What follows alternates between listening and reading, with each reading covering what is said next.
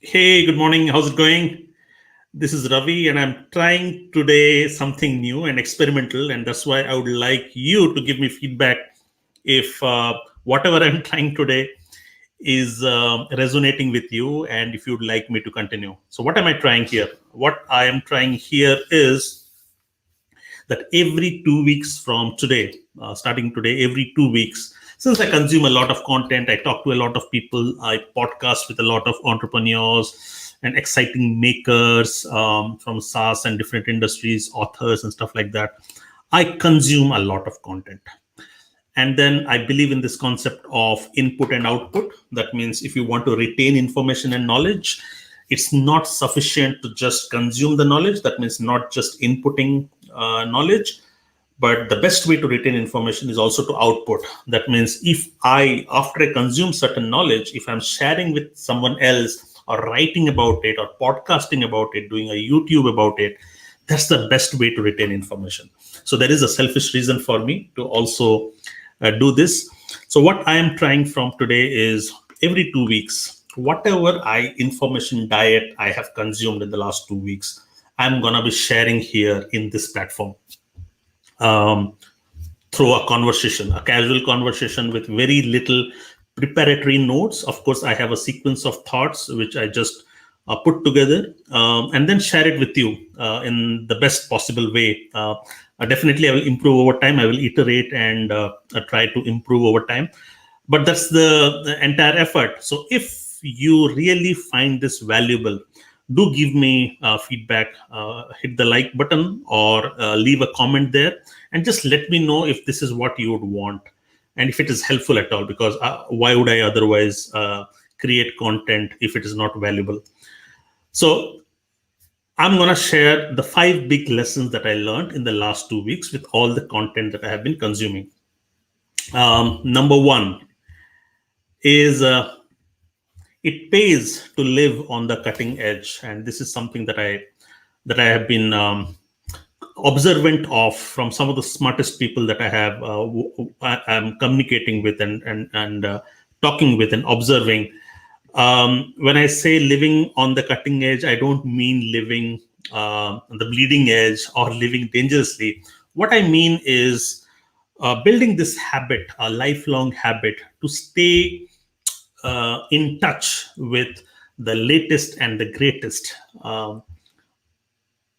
in whatever is happening around the world. Okay, stay in touch with, especially if you're an entrepreneur, it's important. The VCs, or if you're an entrepreneur, VCs, if you see, they have this habit of always staying in touch with the latest trends and be at the cutting edge of the trend, because the person who sees these trends first, the person is able to capitalize on these trends. He's able to ride the next wave. And if historically, if you see decades of experience that we have had, the person who has taken charge of that next wave has always prospered. Be it from say automobile industry, like when the first automobiles came in from General Motors, he prospered. Or the petroleum industry, when petrol became the next gold, so the people who leapt on to that opportunity, they prospered. Similarly, entrepreneurs always are on the lookout to be at the cutting edge of things, see what is exciting. Like yesterday, Anderson and Horowitz, they are the world's most renowned VCs.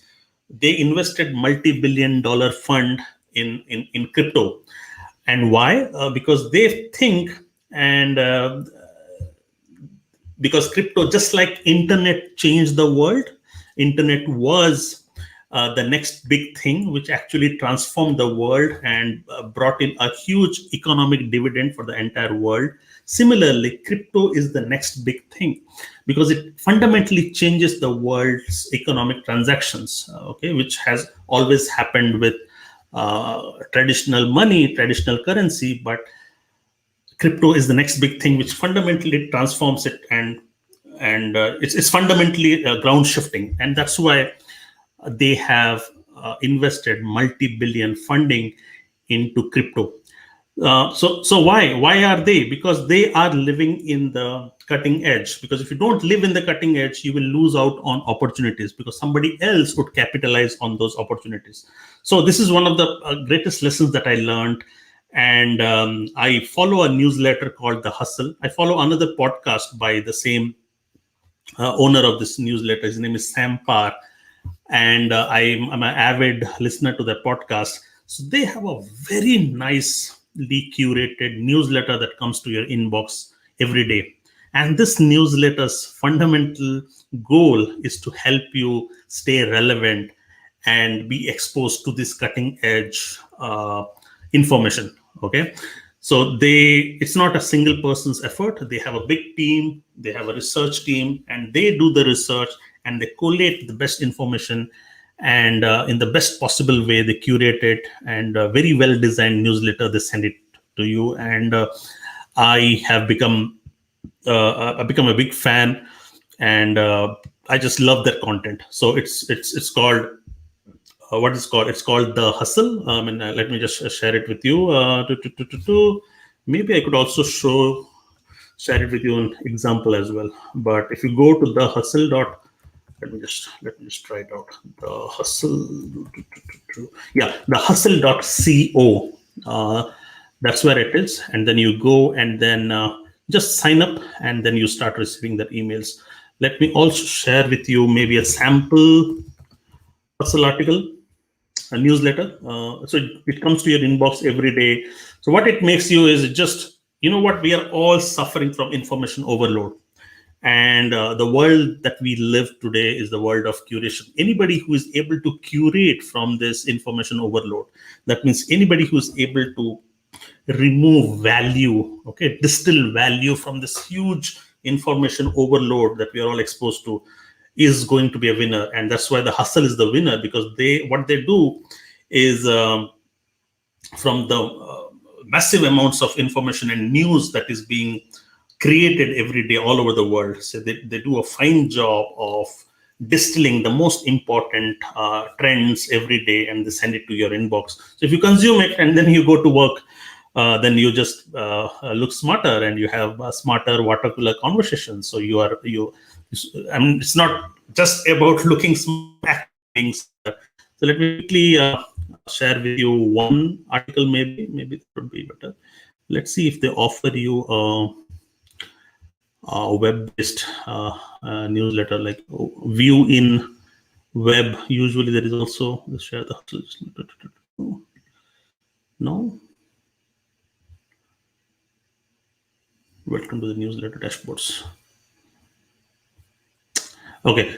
Yeah, maybe I can. Yeah, it's okay if I can share my one of my Gmail inbox. That should not be a problem. Yeah. So let me quickly share my screen here. Share screen.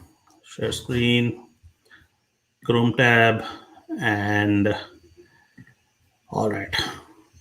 Okay, so now you should be able to see my screen. So this is how our newsletter comes to you. Usually there is a story right at the top. So it is talking about how Subway is facing this crisis. So there is a lawsuit against them that the beef, not the beef, actually it's the tuna. The tuna is not real. So the DNA strands of tuna, after research, has found no evidence of it being tuna. So they're facing this huge crisis. So this is the first thing that comes. And then there's a big idea. So it talks about why is beef very expensive and who is profiting. So that is one story. And then I like this snippets. So snippets is all about very relevant little nuggets of news that just makes you smart. So like, hey, this is the one that I just told you, crypto. Anderson Horowitz closed a 2.2 billion fund focused on crypto economy. So this is one, but definitely I did not read it from here. I read it from somewhere else. And then it says, okay, Doximity went public on Thursday, and it's worth 9.4 billion. So it's again an important piece of news. And then, so you might ask me a question, okay, Ravi, but you know what? Why would you trust their curation? I trust their curation because of the reputation, because I listen to the content on podcast, and these are two smart guys. I'm forgetting the second person's name, but definitely Sam Parr. He's the founder of Hustle, and then it was acquired later. And yeah, because of the reputation. So that's why. And when I read their content, I really, really like it. So I would rather, and he is a millionaire himself, multiple businesses. I would rather uh, say trust somebody who has done businesses and who has actually profited himself with his life than somebody who has not proven himself. So he's definitely proven it, earns the right to my loyalty. I love it. I mean, every day there is this great nuggets of information, and also there is some the part of content which is also paid. So most of this content goes free, but for paid audience they also have nice information just for the paid audience. So I just wanted to show this to you. No, nobody's paying me to recommend them. I just felt I'm such a loyal reader that I felt that I should share more about the hustle.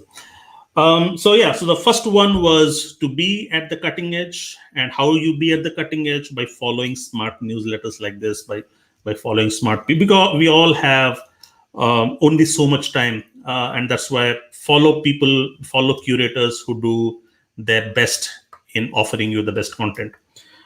Yeah, so that is point number one. What do I have next? Next is the power of side projects. This is my next big lesson, the power of side projects with no code. So yesterday I was talking to this brilliant guy called Sharat. And Sharat is a product manager. I am a product manager. So there is a mutual brotherhood. But why I interviewed Sharat was because of his trajectory, the way I saw his career transform, the way he just lives the coolness about him is he builds lots and lots of side projects, and that's why I pulled him into my podcast, because I wanted to know from him, hey, why does he build side projects, and what has side projects given him. So what is the concept of side projects? So since childhood, there is this common question people ask, right? Hey, okay, what do you do and what are your hobbies? Usually whenever you are introduced hobbies, especially in India, it's a very common question to ask, what are your hobbies? And then you say, yeah, my hobbies are reading, hobbies are traveling, stamp collection, this and that. In fact, when I was young, I used to just say the hobbies that would look cool, like stamp collection, because everybody, I never had stamps, but I would say stamp collection. So there was an undue pressure just to look cool. But today, there are the world is shifting. So people ask, what are your side projects? Okay, other than what books are you reading and what are your hobbies? The question today is, what are your side projects? And so there is this growing trend where people are building lots and lots of side projects. And you might say, but Ravi, hey, 5 days a week, I have a very, very demanding job. I have family. I get a weekend, and where is the time to do side projects? But you know what? When I meet these cool people who have built side projects, they all have the same life. They have the same challenges. They have the same big family, demanding jobs, but they are still able to build side projects. Why? Because of the nature. You cannot remove your nature, right? If your nature is a maker of building stuff on the side, then you can't prevent but build. Uh, yeah, I have been building over time, and um, I can't stop. No matter what happens, I can't stop. So I'm happy that my wife is accommodating and stuff like that. But you know what? I can't stop. So I like this idea of sharing 5 lessons from this week is part of my maker DNA that I want to share.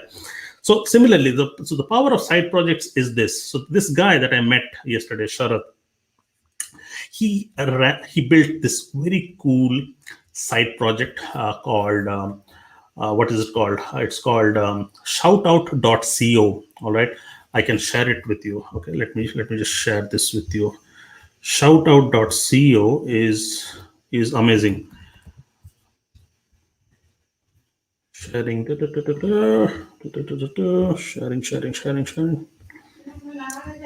Yes, please. That was my wife. I have to take her out. to get her a haircut after a year or so. Because of pandemic, we were very, very careful not to venture out and get haircuts. So since a year, we both have been having haircuts at home. All right, so this is the website I'm talking about, shoutout.co. This is the product of this guy. Sharat is much younger than me, much cooler. And so what did he do? So Sharat, from this side project, he's earning 1,500 euros monthly recurring income. 1,500 euros already monthly recurring income as a side project. So what does it do? So how did it all start? So Sharat is quite popular on Twitter. Okay, he has a good number of followers on Twitter. People follow him, and he shares a lot of nice information there. And then people tag him and they say nice things about him on tweets and stuff like that. So this is called online reputation. So when people say nice things about you on different tweets, it just makes you feel good. Okay. So what Sharat did was he was building his own website, and he felt that, you know what, so many people have said nice things about me on Twitter. It would be good if I could actually collate all of those quotes and just like a wall frame, I could put those quotes on my website. And it would be cool if I don't just take a screen grab, but actually link the embed on his website.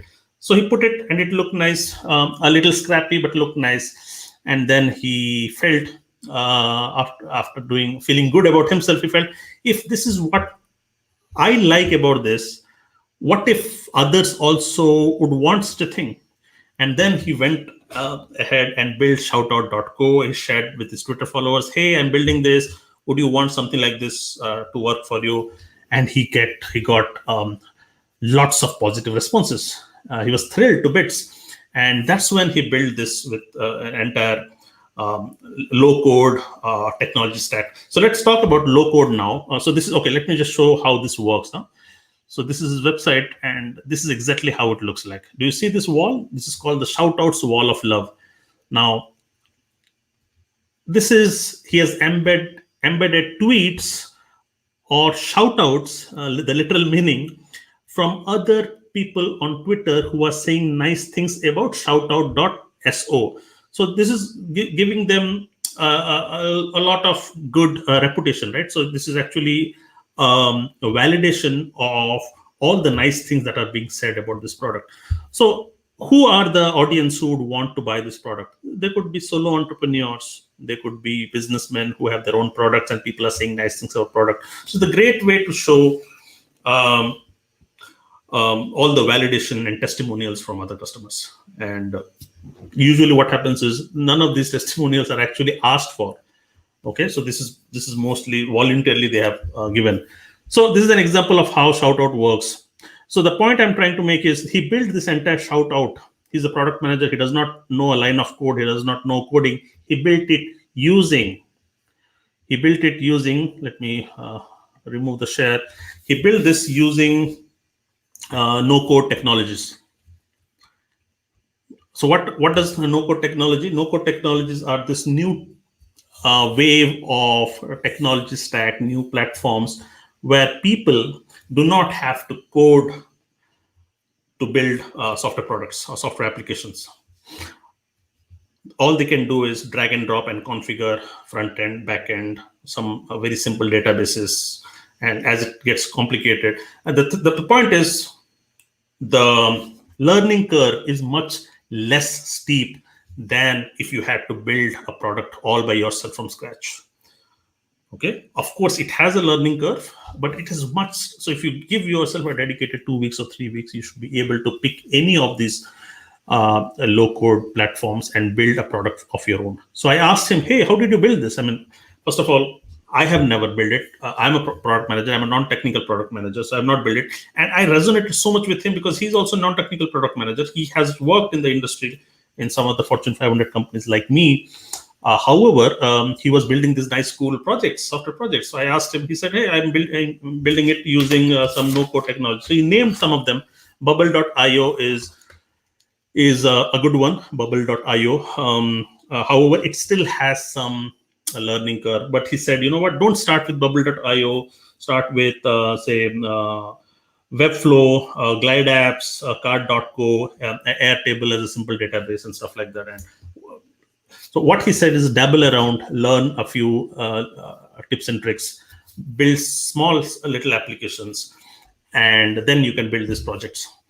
So yeah, so and okay, the most important lesson, what did I learn from him? What I learned from him is many people would assume that, you know what, he just got lucky with building Shoutout.co, and that's how it got popular.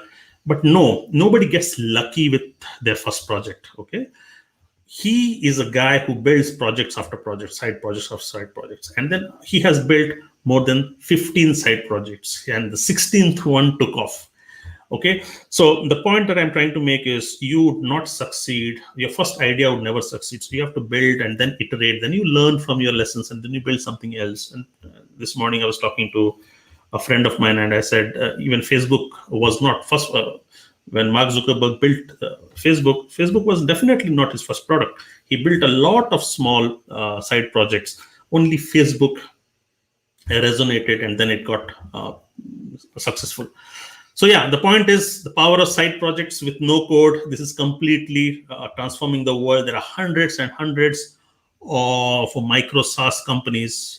So what's the difference with micro SaaS and SaaS? SaaS are huge companies. Micro SaaS are these individual entrepreneurs who are building the entire products with no code, and they're making a decent revenue. So that's why we call them as micro SaaS. So they don't need a big team. Okay, you can be one person or 2-person team and still build it and still become profitable. So that is the power of side projects with no code. So this was lesson number 3. Lesson number 4 is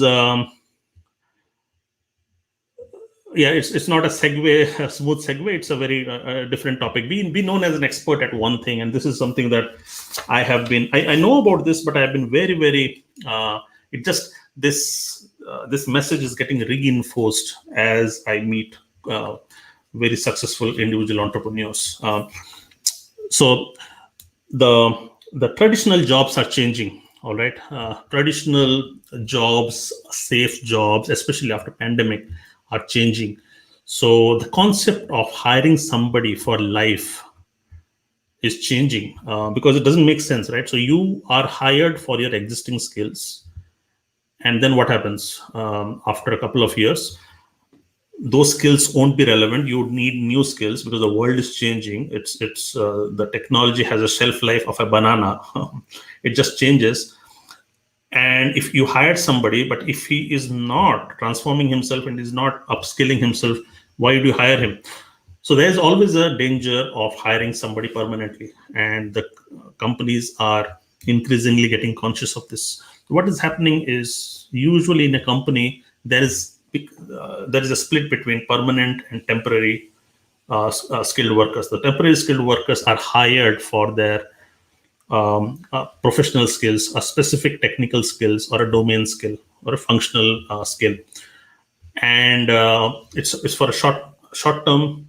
You get going with the project. If the project is extended, you still remain. If not, you move on. And this is increasingly going to be the world for the future. And if this is going to be the world for the future, how are you to survive? So you can only survive by being really good and expert at one thing. What are you expert on one thing? I mean, I ask this question to almost everybody. Do you know what are you good at? Or even if you do not know, do you know what you want to be good at? Are you in that path to becoming the top 1% of your field? And if not, then there's a problem. You should know what you are good at and try to master that skill and be on that path. And not just that, it's not sufficient to be good at a skill. The next step is to let the world know that you're good at that skill. Okay, so there are 2 steps. You work on your skill and also let the world know, because if the world doesn't know you're good at skill, why would they hire you? How would they hire you? And usually who wins? An expert and somebody who's good at it but not yet an expert can win over an expert if he is doing a great job in promoting himself in the marketplace. So an expert might still lose out on opportunity if somebody who is not an expert yet, he's on his path, but he's good at promoting himself, creating a personal brand. He might take the opportunity of the expert. So that's how it is happening. So what's important is be known. That's why I said be known as an expert at one thing, okay, and also try to be an expert at one thing. So this morning I was meeting. I met this interesting guy. His name is Andrea Bossoni. Now Andrea Bossoni, he is a growth expert. Now, what does he do? Every 2 weeks, he picks a random page on the website, a random business a product, and he creates a plan for that product on how they can grow.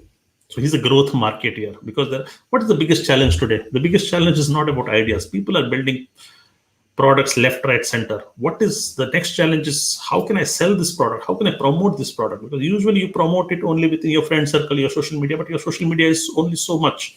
You have a limited friend circle. But there are 8 billion people in the world. How do you reach out to them? So there is this challenge. So growth marketeers are this breed of experts who help you reach out to this new audience. All right. So this guy, he has promoted himself. He has positioned himself as this expert that helps people with their growth tactics, growth strategies. How can you grow your product to a larger audience? So that was an example. So how does he promote himself? Every 2 weeks, he creates a very nice plan for a random product on how they could grow. So he's actually showing off his skills, and then people think he's an expert. That's the best way. How would people know you are an expert? Only when you demonstrate your expertise. You cannot. Gone are those days when you lock your skills inside a box. No, you have to demonstrate your skills in public. So yeah, that was be known as an expert. What was the next thing? Next thing was, again, segue to a very different topic, which is block time to think deeply. And this is something that I've been learning from a lot of people, especially Rajesh Sethi follows this, and he has told me that all his biggest transformations, his big successes in his life, have been a result of blocking time to think deeply. Because most of us run life in we run life on a treadmill. Okay, we are just firefighting mode from one fire to another reactively, because we fill our days back to back with activities, external activities. Social media is taking a lot of time, entertainment is taking a lot of time, family needs, work needs, personal needs. We just block our time, and we do not give those white spaces in our life to think, reflect, and proactively. Most of us live reactively. Something happens and then we say, oh, this is a problem, how do we solve it? But very few people proactively design their lives. And to design the life proactively, you need white spaces. You need good, generous amounts of time in your calendar to just think and reflect, like taking transformative decisions, like, okay, career change is a transformative decision. Leaving a job to start your own is a transformative decision. Walking out of a relationship is a transformative decision. So these decisions you cannot take on a whim, okay, or you cannot take on indisciplined thinking, okay, something that is recurring, and then you say, okay, no, you have to sit down and think and proactively take charge. So all the big opportunities, as I said, riding the wave, such opportunities happen only when you give it the due respect of generous time. And without that, it becomes really, really difficult. And not just in life, but even in businesses, at workplace also. If your calendar is completely filled with one activity after another, where are you thinking strategically? So it's always advisable that, every day you block at least an hour when you're working. But for your personal life, I think every week or every 2 weeks, just block 1.5 hours to think through. So as I said, Rajesh Sethi already does it, and many successful people also do that. Good. So that was lesson number 4. I will end with the last lesson, which is designing your information diet. This is the fifth lesson. And what do I mean by designing your information diet? So I was talking to Sharath yesterday, again, very, very fascinating interview. So Sharath comes across as very thought-provoking. Same with Rajesh, and intelligent people sound intelligent, isn't it? That's why we call them intelligent. So, but when they use phrases, vocabulary, ideas, language, you know that they are special. I mean, they are cut out. Okay, they are far ahead of the breed. So whenever I see somebody using vocabulary that is attractive, ideas and phrases, usages, language that is attractive, I often ask them a question that, hey, you know what, this cannot happen, that what you are outputting, what you are presenting or producing cannot happen without high quality consumption. Okay, so your production, okay, what you produce is a reflection of what you consume. So one of the things that I always ask them is, hey, can you tell me about your information diet? Like, for example, if somebody is a bodybuilder or a fitness freak, we always ask him, right, hey, what is your diet? What do you eat? Okay, how do you work out and what do you eat? Similarly, if somebody is really smart, I often ask them, what is your information diet? So Sharath told me that, okay, I follow these people. I ensure that on my feed, on my social media feed, there is no crap. I only follow people who I respect and admire and who I can learn and grow from. So you don't have to. So that on social media is like two sides of the coin, right? There's a good and bad side of the coin. On social media, you have hate, you have racism, you have politics, which is again there's negativity, and then so there's a lot of negativity in social media. But on the other side, there are brilliant ideas that are shared on social media. There are great opportunities that are there on social media. There are beautiful, engaging, and thought-provoking people on social media. So it's up to you to design what kind of social media intake you take it, and you have every control on what you consume. Like, you don't have to be a slave saying that, okay, why do I see this shitty post from this person that I hate because he transmits negative energy. You can always block him, or if you do not want to offend him, you can always mute him or hide him so that he does not appear on your feed. So designing your information diet is very much in your control. And the way you consume your information, the kind of people, I mean, we're all, at the cost of sounding cliched, we are all products of our influences. We are the average of 5 people we spend time with, but hey, it's not just 5 people. With social media, we spend a time with hundreds of people. So who are those hundreds of people? What kind of people you consume content from? So that if you become acutely aware of this process of who you want to consume content from, then there is no way you cannot transform. Okay? There's no way you cannot grow. Then you automatically start reflecting the same traits of the people that you're consuming content from, the kind of people that you're consuming, the kind of people that you talk to, the kind of content that you read, the kind of content that you consume in YouTube and stuff like that. So the best people that I talk to, they all are very consciously designing their information diet. So these were my top 5 lessons for this week. 33 minutes, as I see it, 30, a little more than 30. I think, wrap it up, constrain it to 30 minutes would be good. Anything more is like a drag. But this was my first attempt, very scrappy one at that. If you give me feedback and if you tell me that you like this, hey, Ravi, I think this is good, or hey, this is crappy, we don't want this, whatever, feedback would be really, really helpful to me. And or if you say, Ravi, this is helpful, but you know what, can you structure it a little more? Can you say, make it a little shorter? And because you try to sometimes go into different tangents, can you be a little more disciplined so the content is tighter, because otherwise it becomes way too long? Just let me know and we're happy to make those changes. And and also perfectly fine if you say, Ravi, no, this is not my type.